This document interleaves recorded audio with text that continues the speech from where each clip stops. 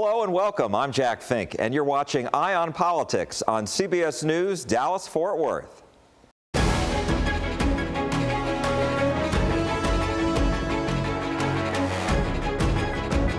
new school year starts this month for millions of Texas students, their parents, teachers, and other educators. School safety is top of mind after the deadly mass shooting at Robb Elementary School in Uvalde, where 19 students and their 2 teachers were killed. School districts across the state are now required to check all exterior doors of their school buildings and facilities before the start of the new year, and then continue doing so each week. After the deadly shooting at Santa Fe High School in 2018, the state legislature passed a variety of laws boosting school security. But some survivors tell CBS 11 those laws have no teeth and don't hold school districts accountable when they don't comply. In Greenville and Hunt County this week, I asked Governor Greg Abbott what he hopes to do about this. We can see from what happened in Uvalde that, in fact, those laws either did not have teeth or they were not fully complied with. And so we, Jack, expect to do 2 things. One is we expect to reach agreement on even more enhanced standards and ensure that there is going to be teeth to it so that there will be compliance.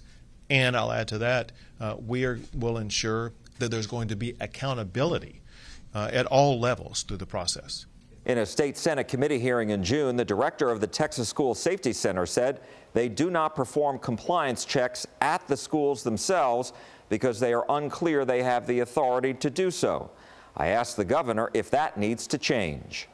It has changed. I made an announcement about how it will change, and there will be a forthcoming announcement soon about the fulfillment. Here's how it changed. I created a new position of the Chief School Safety Officer in the Texas Education Agency. That person and their team will be in charge of ensuring that schools across the entire state of Texas will be in compliance.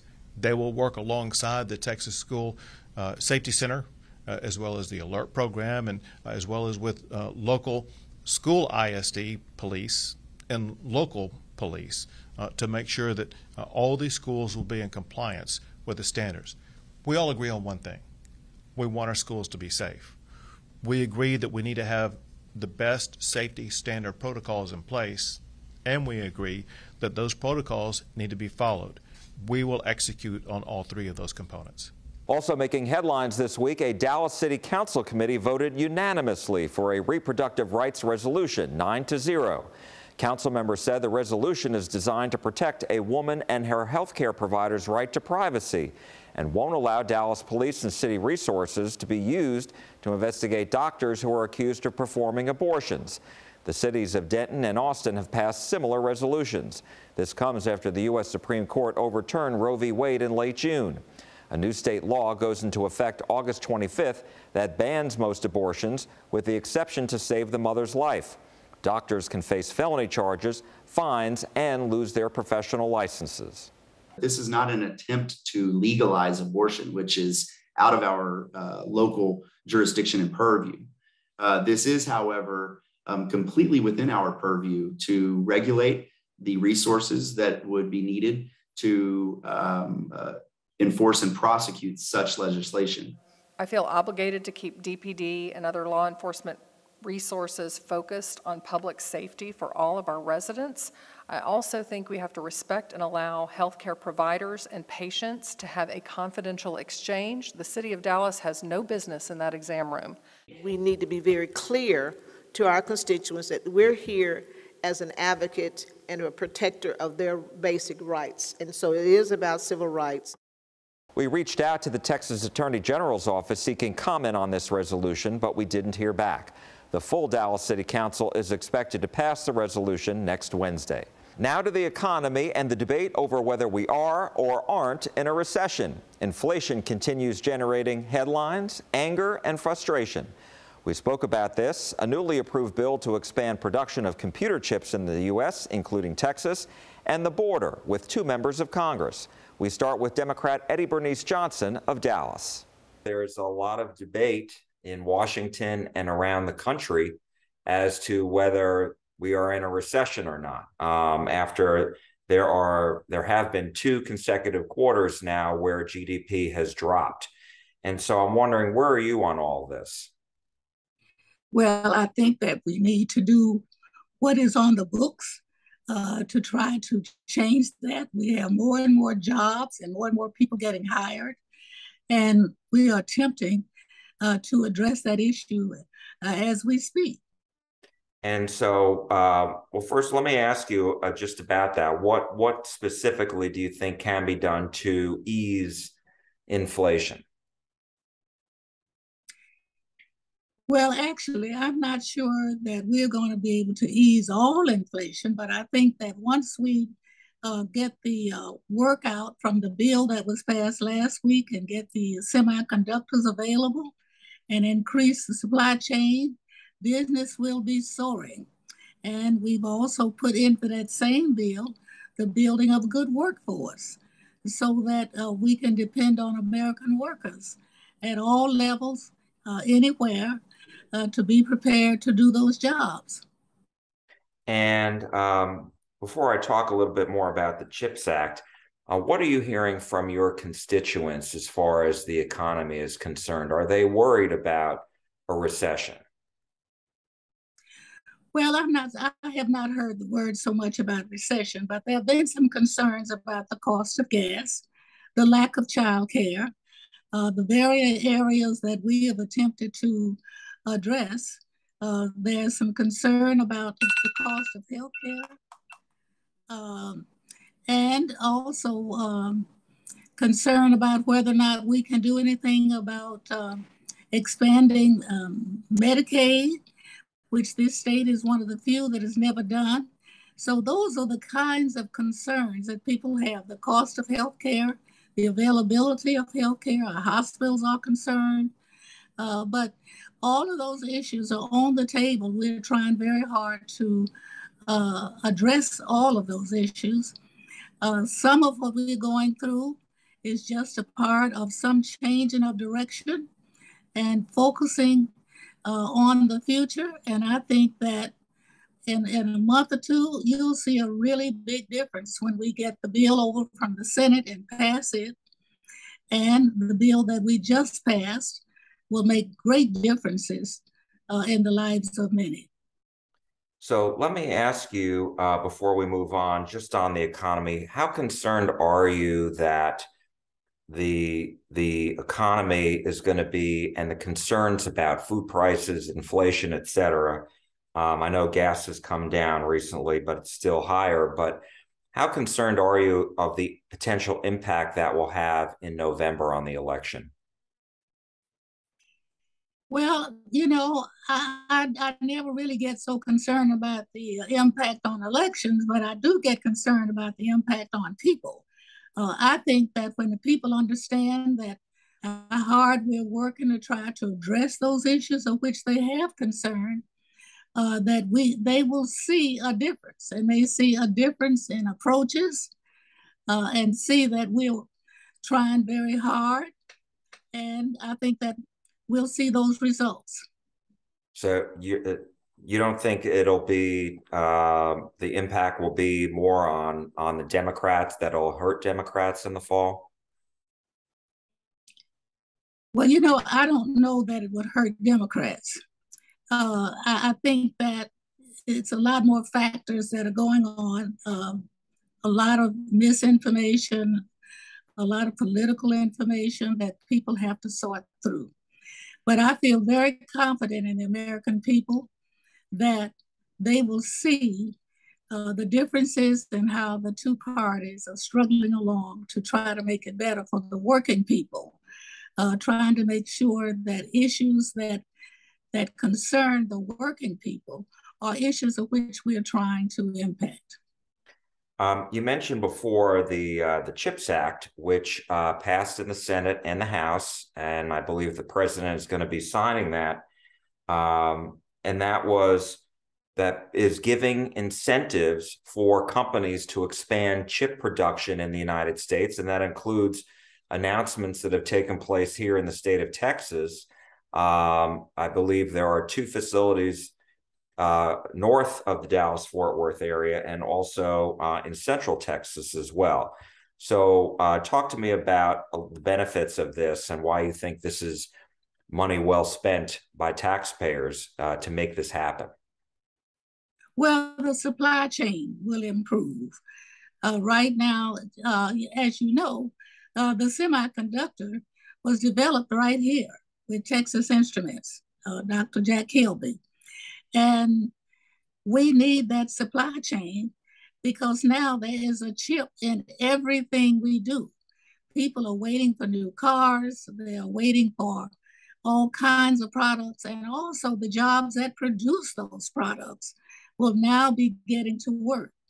I am very, very pleased with that bill that came from my committee and all of the provisions that we placed with that bill, including NASA, will improve efforts to address the economy and security. We cannot forget that we have to have national security. But in that bill, we have put a lot of money for research because we cannot keep up and be ahead of the rest of the world without that. And we have put a lot of emphasis on training and opportunity for every community, decentralizing research hubs, which I think, yes, Texas will gain a lot, I believe. Obviously, Texas Instruments, we have a Taiwanese company opening in the north area and in central Texas around Austin. We have another hub of chip production. So yes, Texas will gain quite a bit, as other states will too, but we probably will gain more than many states. Probably Ohio will be another major state.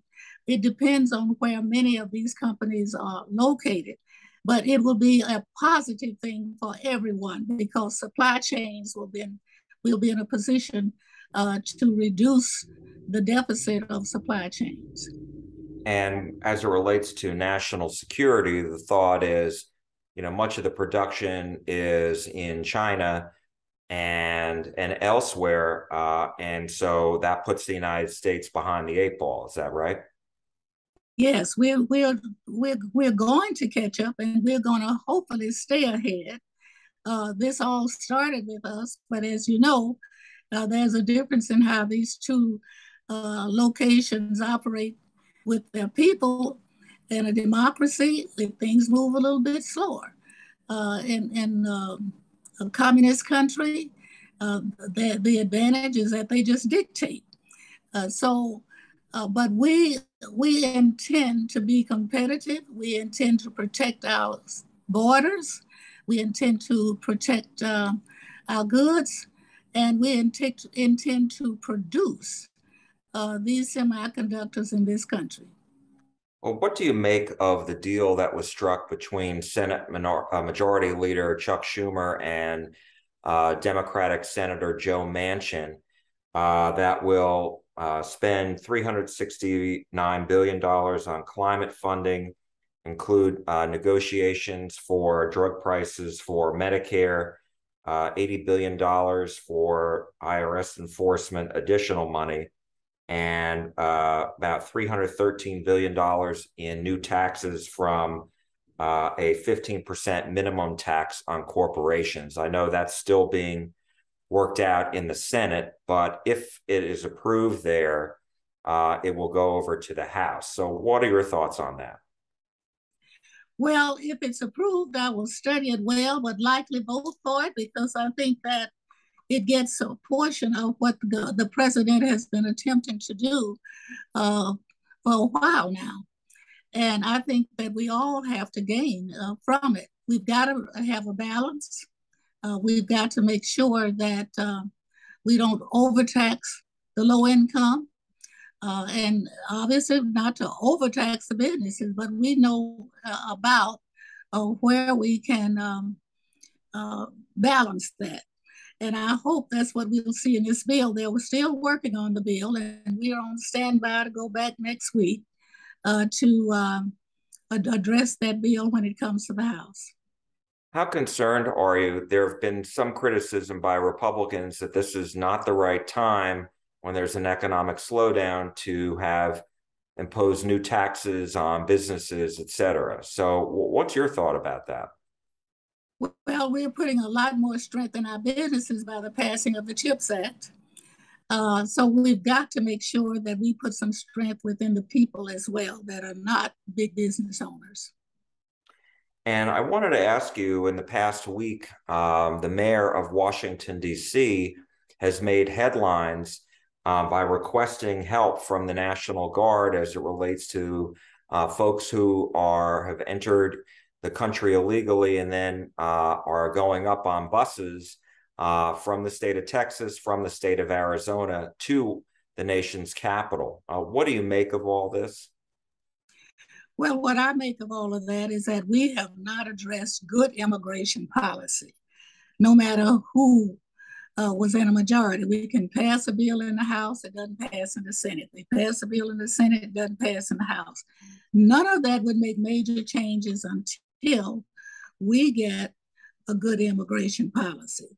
And it's really unfortunate that our governor uses that a political football. It is not funny. The elements that put forth the effort to charge people, to bring them to our border, are making plenty of money from these people coming. The people are not unhappy about going to Washington because many of them get closer to where their destinations are in this country. It's a political ploy, but it does not address the issue. We have got to have a strong immigration policy for this country. Is the governor's effort here to provide buses for those who want to go, not only from Texas, but from Arizona, does that force the issue more? Because the governor here, Governor Abbott, has said, you know, the administration is not doing what it's supposed to be doing. You've got record number of people coming into the country illegally, and he's saying we need to get the administration's attention somehow. So what do you say to that? I say to that he's using it as a political football instead of really encouraging members of his party to work with the Democrats to get a good immigration policy. You know, we cannot tell other countries what to do. And these people are getting paid a lot of money to bring the people to the border. When they see that we have a very weak policy in this country, they'll keep coming. And no matter who is in the White House, no matter who is in a majority in the Congress, we need a good immigration policy. And if you could just see how happy those people feel to be reaching DC because they're closer to many of their relatives that are on the East Coast. So they're not unhappy at all. They're happy to get on those free buses and go to Washington. So we have not examined the real dynamics of what's going on. Our governor is getting a lot of, I guess he's trying to get a lot of political hits against this administration, but it's really against himself because we have got to work out an immigration policy, and we've got to have both parties working at it at the same time. Democratic Congresswoman Eddie Bernice Johnson of Dallas, thank you so much for joining us today. We really appreciate it. Thank you very much.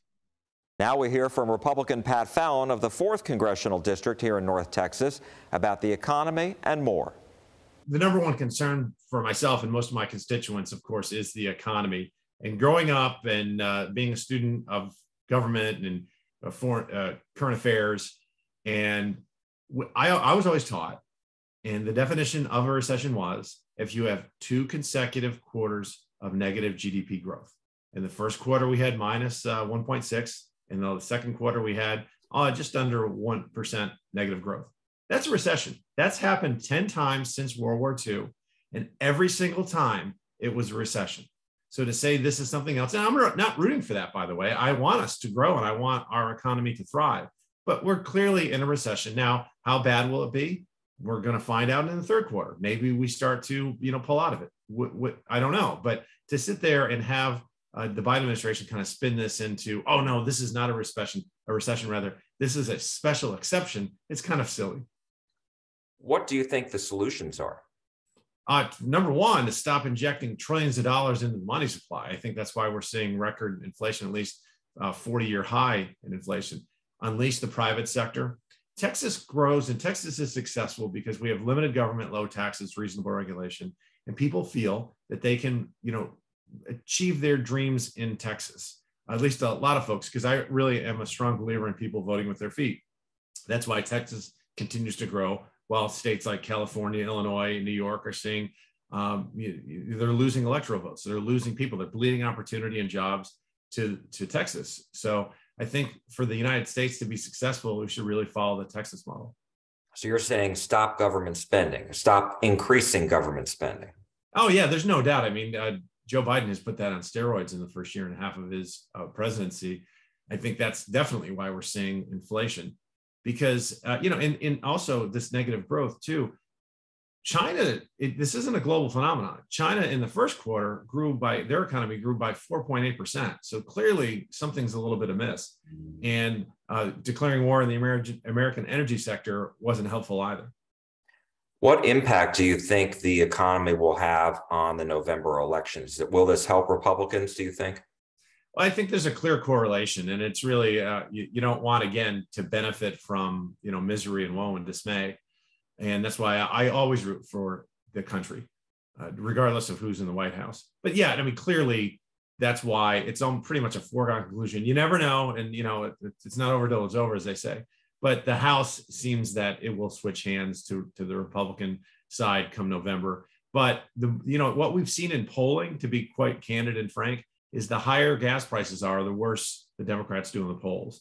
And so, it's left to be said from, August now through November, gas prices could drop. Democrats may do a little bit better, but if gas prices rise again and inflation continues to rise, and by all measures and metrics, inflation is going to be a problem for the next year and a half, then it'll be interesting to see the direct correlation at the polls come November.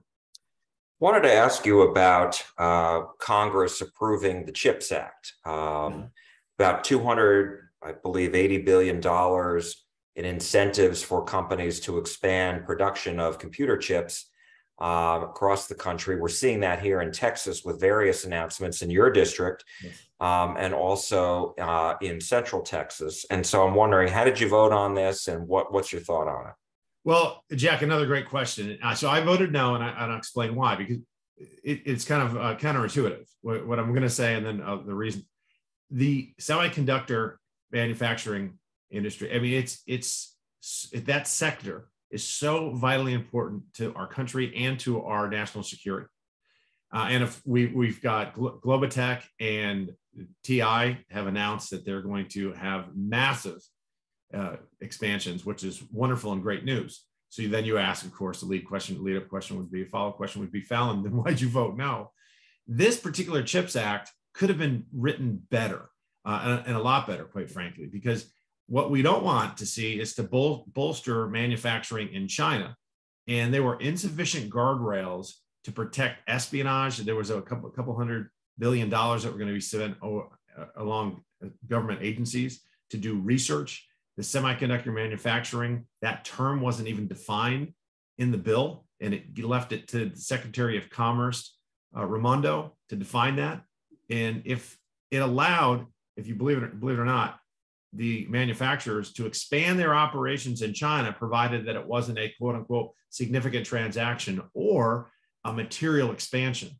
And even if it was a material expansion, and that, by the way, those terms were going to be defined by the Secretary of Commerce, provided they were going to manufacture legacy semiconductor chips, they could still do so in China and use that money. And that's not what it's for. So it was dubiously nicknamed the bill, the Chips for China Act.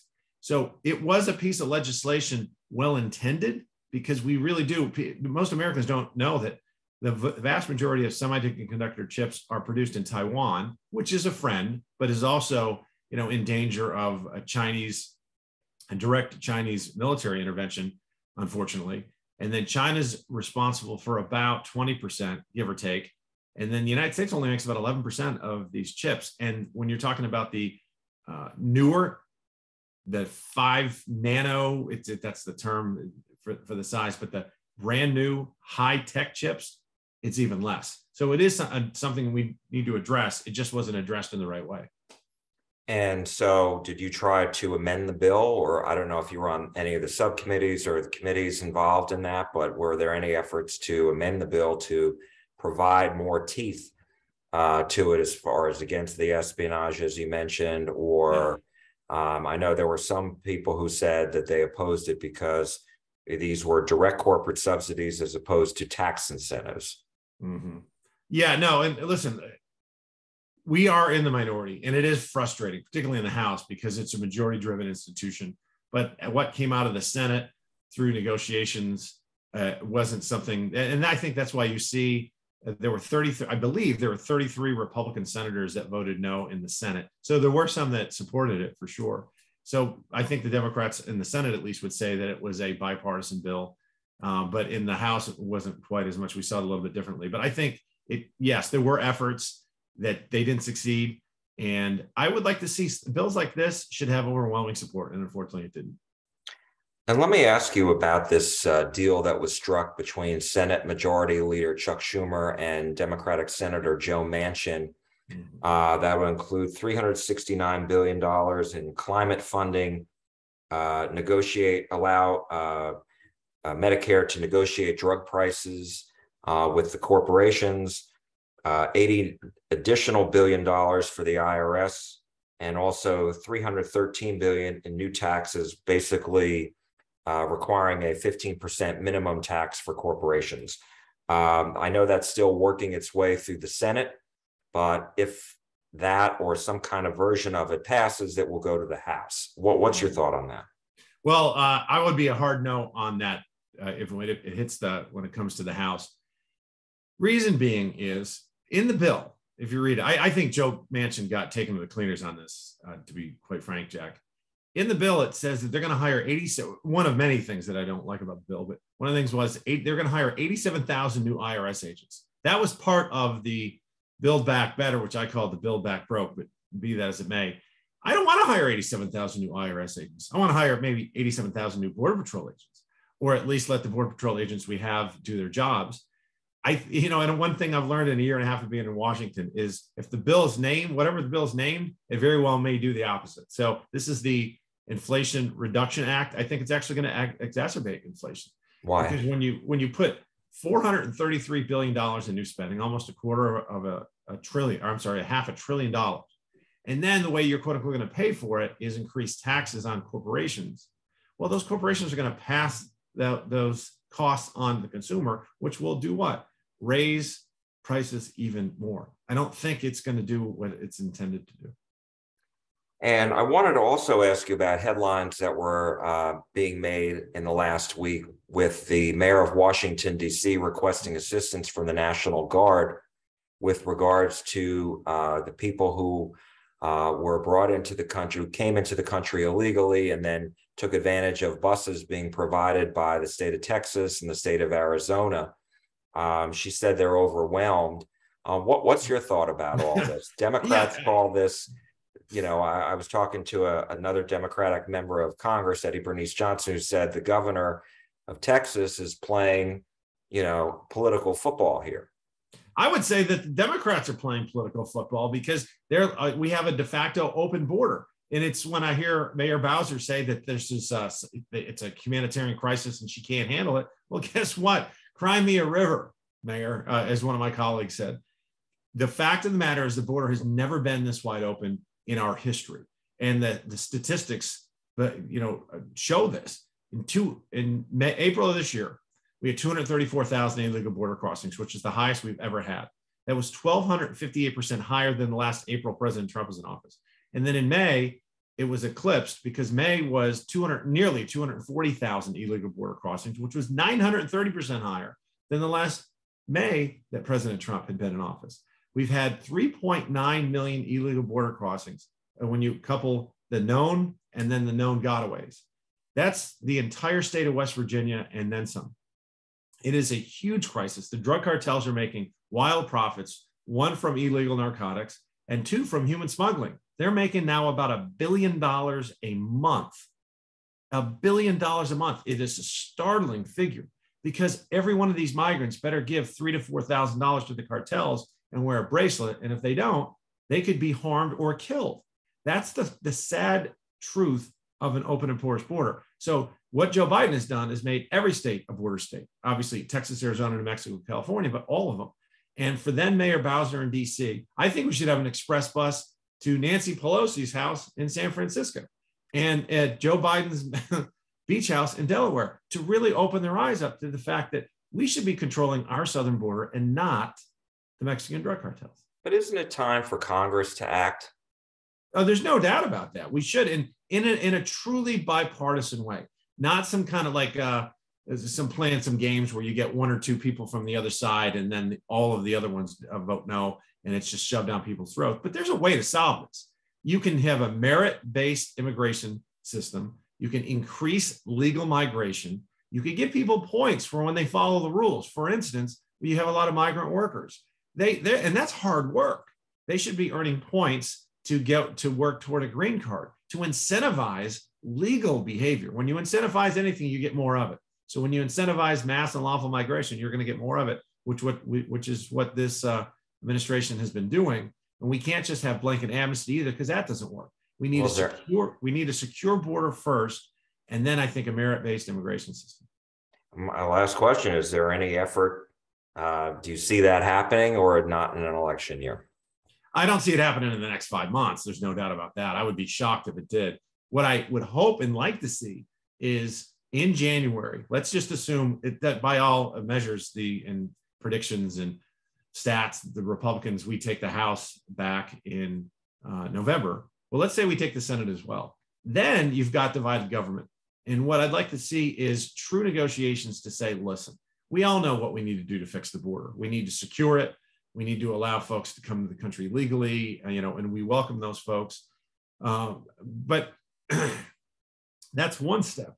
The other ones are, if we worked together and, as I said, secure the border, but also allow people to come legally and maybe expand the quotas, then we could get somewhere. But we can't just have blanket amnesty, and we can't have a very quick path to citizenship. It needs to be earned.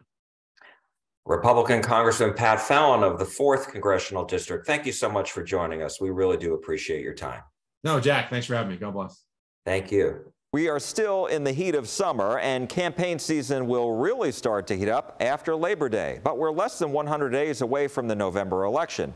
So how is the governor's race shaping up, and what key issues may drive the results? We spoke with Josh Blank, research director at the Texas Politics Project at UT Austin. I think, in terms of how predictive it is of what is going to happen, I think there's just so many issues in the air at the moment. And in some ways, that's why this race is partially as close as it is. It's hard to say, how the state is going to proceed and how the campaigns are going to proceed on issues of abortion, gun violence, the grid, the economy, immigration and border security, to name a few of the major issues that are really animating this race. And I think that because of that, what we're looking at is a state that's about, +5 to +6 points Republican, but, with depending on the way that the issues play out and how that motivates different set of voters, that race could tighten or it could widen. I was just going to ask you, what do you think would change it in either direction? Because, when you look historically at Governor Abbott's races, he had a huge lead over Wendy Davis. Obviously, that was like a 20-point difference. Mm-hmm. And then last time around in 2018, which was a good year for Democrats, his lead was still double digits. Mm-hmm. And so here we are in a much tighter race in a year that many considered favorable to Republicans, and it's in the single digits. Yeah, I think something that we're trying to figure out at this point is does that single digit race reflect the natural progression of a more Democratic, of a less Republican state, let's say, over the last 10 years? Or does that margin that we're seeing in polling right now reflect the issue environment, right? Reflect an environment that I think was perceived to be favorable to Republicans going into this election cycle, but because of the nature of the way that issues have presented themselves here in Texas, whether it be the grid or abortion or gun violence, that maybe that's already built into this, or that's something that's going to manifest on election day. And that's sort of something I think it's hard to know at this point what we're looking at, whether this is really a 4 to 8 point race or a 2 to 3 point race right now. And, last week with the news about GDP slipping for the second consecutive quarter, obviously there was a lot of debate over, is this a recession? Is this not a recession? But I was out talking with people and just at random about where they were on this. And there was a lot of anger about the food prices in particular, and some desperation as well. They don't know how they were going to afford it all. How do you think that's going to translate? Historically, the economy has been the motivating factor on elections. Do you see that this time as well? I think you can't discount the power that the economy has when it comes to elections. Ultimately, it's something that touches everybody's lives, and it does it on a near daily or near daily basis. In our most recent polling back in June, nearly 60% of Texans said that increases in the price of food have had a major impact on their household finances. We know that 76% of Texas voters say that the state is on the wrong track right now, which is the highest share that have ever said this in over 50 public statewide polls that we've done over the last decade plus. The thing is that I think Greg Abbott is betting on the fact that in a midterm year with Democrats in control of the federal government, that he can point to Joe Biden and say this is his fault. And that certainly is a very common and tried and true campaign approach to managing a situation like this. The difficulty, I think, for Abbott becomes if voters start to ask what Texas government has been doing over the last 5, 6, 8 years that put people in a situation where housing is more expensive, transportation isn't getting better. And if they're looking at their the bottom line in their bank accounts, at some point, the question becomes, is this an anti-democratic election or is this an anti-incumbent election? And, we did polling as well. CBS News and YouGov did polling for our TV station, CBS DFW. And one thing that they found was the national economy was worse than the Texas economy. And they view the Texas economy much more in a positive light than the national economy. I mean, we've seen companies move here, people voting with their feet. And do you think that people will be able to differentiate that at the ballot box? I think this is all relative. Ultimately, Texans are always bullish on Texas's economy relative to the nation's as a whole. I think it's part of being a Texan in some ways. But if you've been looking at the polling data over the last decade, what you find is that Texans have been much more bullish on Texas's economy relative to the national economy in the past and in the wake of past crises, most specifically in the wake of the housing crisis. Ultimately, Texans had a very negative view of the national economy while looking to Texas and having very, I would say, rose-colored glasses. We don't see that anymore. So even though, yes, Texans rate the Texas economy better than the national economy, still, ultimately, we're seeing some of the most negative evaluations of Texas's economy that we've seen in a decade plus. And let me ask you about, what do you think a path for victory for Beto O'Rourke? Is there a possible path for victory for him? And if so, what would that be? I think for Beto O'Rourke, the path to victory is relatively simple, if hard to execute, which is ultimately to make this election a referendum and not a choice. Greg Abbott has a lot of advantages at his disposal, including the issue environment. And the reality is that immigration and border security play a special role in Texas, and it's an issue that Democrats have pretty low credibility on with voters, and that Abbott can continue to return to. He can point to the negative, economy and say, do you really want to trust a Democrat here? But for O'Rourke, I think he has the possibility of saying, look, this isn't about a choice. This is about a referendum. And ultimately, I think if you ask people about the direction of the state, about the response of state government to some of these major issues, and about, I think what the state is going to do next on some of these major issues where, really government is out of step with public opinion on things like abortion and guns. Ultimately, if O'Rourke can deliver that case to enough voters, especially independent voters, I think this race could tighten. But it's going to be a really heavy lift in a state that really favors Republicans by, anywhere from 3 to 10 points. And a lot of people are pointing to what happened in Kansas, where the voters there decided against having a ban on abortion. And so a lot of people are pointing to that. What impact, if any, do you think that would have on Texas in the November election? I think it's important to distinguish a vote explicitly on abortion access versus a vote on candidates to run government. And ultimately, the abortion issue is one among many that voters will be voting on come November. I think ultimately, if you had a vote in Texas similar to the one you had in Kansas on abortion access, you would probably get a pretty similar outcome with majorities of voters voting for some access to abortion in this state. Ultimately, that's a very different proposition than whether you want Beto O'Rourke or Greg Abbott to be governor. And so going back to your point before about what a path for victory could look like for O'Rourke, you're saying he has to seize on this referendum when it comes to abortion and guns, and you think that's going to be his only way to try to keep that issue alive, so to speak, all the way through November, and make this as this is an important choice that people face, and it's either do or die on this issue. Yeah, I mean, ultimately, I think O'Rourke does have some credibility to point out. It's not the most inspiring message, but the state is gerrymandered to the point that we know that there will be a majority of Republicans in the state House, there'll be a majority of Republicans controlling the state Senate, and there will be a majority of Republicans in the congressional delegation. I think for O'Rourke, to some extent, there's the possibility of doing nothing, ultimately not moving the state further to the right on abortion, not expanding gun access further. And even that might be attractive to some voters a significant share of voters who are honestly sick of politics as usual.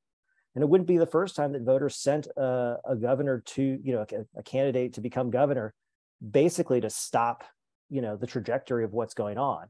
It's a little more sophisticated than I would expect in our polarized time, and given the power the negative partisanship has, the distaste that partisans on one side had for people from the other side of the political aisle. But I do think that the conditions are ripe for something different to happen when there's so much dissatisfaction right now. And let me ask you, as far as typically we hear candidates have to move to the middle, in a general election, but Governor Abbott's campaign has said no. We have to still, appeal to our voters, and they know who their voters are, conservatives, et cetera. And doesn't that make sense when you go back and you look at 2018 and that very tight race when O'Rourke ran against Senator Cruz? Cruz was able to win because his voters at the end of the day showed up. And so if you're not appealing to your voters, going to the middle won't work. Is that correct? I think, this idea of going to the middle can manifest in different ways. I mean, first and foremost, the question is, do you think the election is more about mobilization, or is it more about persuasion? And ultimately, I think Republicans have been able to win elections in Texas because there are more Republican voters than Democrats. And among those who are unaffiliated, they tend to lean in a more conservative direction. And so ultimately, if you can win elections by turning out your voters and your voters alone, it's a lot easier. The reality is that the state becomes more competitive, that method becomes more and more challenging. And so I think, ultimately, what moving to the middle means doesn't necessarily mean moderating your position. It can also just mean a change in focus. And so for Governor Abbott, for instance, who ran in a very, I would say in a relatively competitive primary to become governor, he definitely endorsed and advanced some very, very far right positions in the state that I think many believed was to appeal to those Republican primary voters. Ultimately, moderating or moving to the middle in the general for Abbott doesn't mean abandoning those positions. It means changing the focus to an issue that plays well for him amongst the broadest swath of voters that he can, which is immigration and border security. That's moderating in Texas. Ultimately, I think you can see that because what you're not hearing a lot from the Abbott campaign is what the state is going to do about enforcing its new abortion laws in the next legislative session. We're not hearing anything about any sort of advances on gun safety measures in the legislative session coming up. We're not really hearing much about further reforms to the grid. And so ultimately, these issues are issues that, don't play as well for the governor. And so ultimately, moderating doesn't mean walking away from positions he's taken. It just simply means changing the focus to something that is more advantageous, for his campaign. And let me ask you about the lieutenant governor's race. This is obviously a rematch from 2018 between Dan Patrick and Mike Collier. Where do you see this race? This is an interesting race. I mean, Patrick has been an unapologetic conservative his entire time leading the Texas Senate. But in so doing, he's increased the negative evaluations that Democrats hold of him, and a significant share of independents who, prior to sort of, I would say, his rise in prominence in that position, really had no opinion about him at all. He only beat Mike Collier, his challenger, in 2018 by a little less than 5 points. And I think you can tell from Patrick's actions that he sees this as a more competitive race than he's probably faced in the past, because he's already begun attacking Collier directly by name, which is something that candidates, usually avoid doing because they don't want to raise the name recognition of their opponent unless they think that their opponent might pose some kind of a challenge. So I think Patrick's own actions show us that this race is a more competitive one than maybe some other people might suspect. And what do you make of Mike Collier? He really is focusing on what he calls, quote, fix the damn grid. It appears almost as if he's almost a one-issue candidate. How risky is that?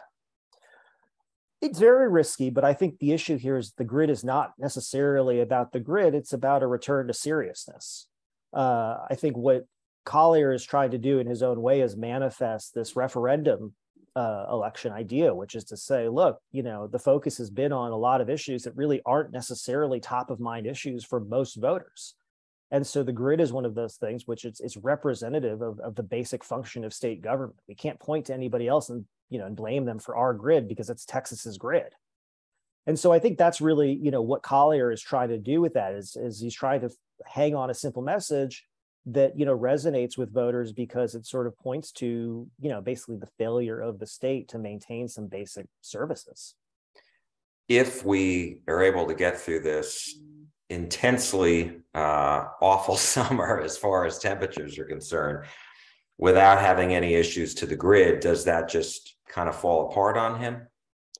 I think that's the main problem with the grid as an issue in and of itself, is that people will need to be reminded, and to the Democrats' advantage, people have been reminded repeatedly this summer as they've been asked to conserve energy. But having said that, once we get out of the sweltering summer months, and if the grid can handle what would be a normal winter in Texas, the issue will lose resonance. But again, I would suspect that at that point you'll see whether Collier or O'Rourke pivot to again this more general question about stewardship of state government. And let me ask you about the Attorney General's race. Where do you see this right now between Ken Paxton and Rochelle Garza? Well, Ken Paxton carries the most political baggage of any candidate at the top of the ticket due to a number of legal problems he's had over the since before he assumed office. So this is a race that Paxton could lose as much as Rochelle Garza could win in many ways. She certainly can take some of the issues that he's really been out on the forefront directly to him around the issue of both abortion and, I would say, immigration and border security. But at the same time, I think one of the, Rochelle Garza has a few advantages, in her pocket. Number one, I think, representing a very diverse party and being really the only woman and non-white candidate at the top of the ticket is meaningful, especially for Democratic voters. But I also think, she benefits from the fact that Ken Paxton went through a bruising Republican primary. And if she wants to remind voters about Ken Paxton's legal and ethical problems, she can simply go back to that primary campaign and find Republicans saying these things about Ken Paxton. And that's much more powerful, I think, than anything else, really in that race. But with border security still being a top of mind issue here in Texas, isn't it still Paxton's race to lose? given all of his legal challenges against the Biden administration? All of these races are the Republican candidates to lose. Ultimately, Texas is a competitive state at this point. We can't say that this is an out and out red state, but it's certainly not a swing state, and it's hardly purple. Ultimately, Democrats are going to have to, demonstrate an ability to win at the top of the ticket before we can say that Texas is a competitive state. And ultimately, until that happens, these are all races for Republicans to lose. And my last question to you is just about this notion of Latinos moving more over to the Republican Party, many of them being independents. We certainly saw Flores win in South Texas temporarily in the special election, but there's going to be a lot of focus. That may be one of the most closely watched congressional races in Texas for sure, but maybe even nationally as well, to see what happens. What do you make of this? Is this being overblown, or is this a real thing? I think we have to be really careful in interpreting the Hispanic vote too broadly. Ultimately, what's going on in South Texas, to my mind, and based on the analyses that I'm doing, is representative of Republicans reaching out to, Hispanic, but largely rural voters who, for the most part, they haven't competed for in previous election cycles because they haven't had to. As the states become more competitive, ultimately what you're finding is Republicans seeking out and turning out Hispanic voters in rural areas that still tend to be overwhelmingly Democratic when the votes are all counted.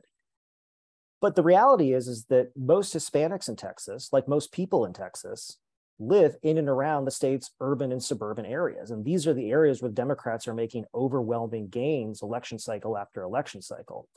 So ultimately, I think there's a little bit of truth in this movement among Hispanics. For sure, it's in the data, and there's no doubt about it. But ultimately, I think what you have to do is you have to consider this more about, or at least as much about location and sort of the accompanying socioeconomic status and ideologies that go along with that, as you do just about race. And to think about it solely as, well, Republicans are doing well in South Texas, so therefore they're doing well with Hispanics, is just not really a viable argument when you realize the fact that, the vote gains that Democrats have been making in the suburban counties, again, where most Hispanics, like most people in Texas, live, far outpaces any gains that Republicans are making in these other counties. All right, we will have to leave it there. Josh Blank with the Texas Politics Project at UT Austin. Thank you so much for joining us. We appreciate all of your insight very much. Thanks for having me.